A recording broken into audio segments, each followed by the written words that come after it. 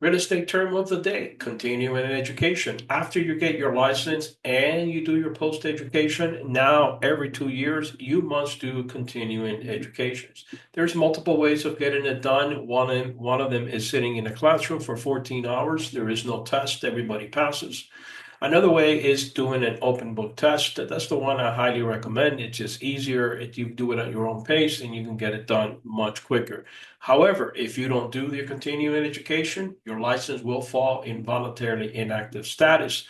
However, you don't lose your license. You'll still be given the opportunity to complete your continuing education. And once you do that, you get back active and you can go out and sell real estate again. For more tips and tricks, and if you want a one-on-one personal tutoring session with me, please visit my website and pick a date and time. I'll be more than happy to assist you. All of my tutoring is done via Zoom. Thank you very much. Have a great day.